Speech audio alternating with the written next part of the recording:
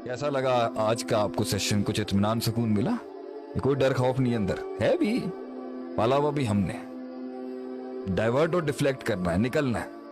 Vision और मकसद की भूख, मंजिल तक पहुंचने की लगन, अल्लाह की याद, जन्नत में मकाम।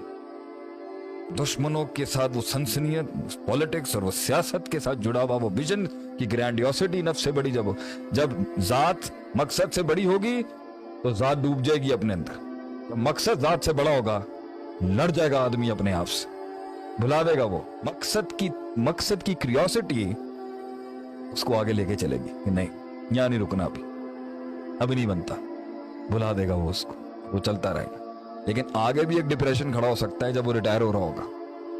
तो इसलिए कहते हैं अल्लाह के साथ आज से जीना शुरू करें, क्योंकि जब कोई आपके साथ बुढ़ापे में नहीं होगा ना, तभी अल्लाह ने तब आपकी साइकोलॉजी उसके साथ इतनी जेल्ड इन हो चुकी होगी कि आप सुबह शाम जब अल्लाह के साथ बातें करते हैं, गम शेयर करते हैं, उससे अपनी दुखों की बात करते हैं, कुरान पढ़ते हैं, उसके साथ अपनी दिल लगी लगाते हैं, तो आपको एक इनविजिबल फ्रेंड जो है, तो आज से आपको जीने की आदत होगी तो 10 साल बाद आपका वो दोस्त कितना पक्का और आंखों से दिखता होगा वो दोस्त।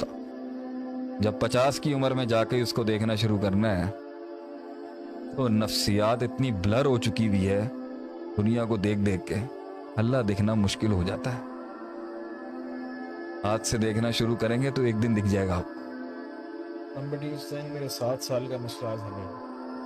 अगर किसी के 7 साल का मसला हल हुआ है तो मेरे हक में दुआ करें, अल्लाह ताला आपके शेख को औलाद दे। अल्लाह ने हमें 12 साल एक नेमत से हिकमतन नहीं दिया होगा, हमारे लिए दुआ कर दें अल्लाह ताला हमें औलाद दे, हम उसे भी अपनी कौम के ऊपर अल्लाह के दीन के लिए कुर्बान कर देंगे इंशाल्लाह।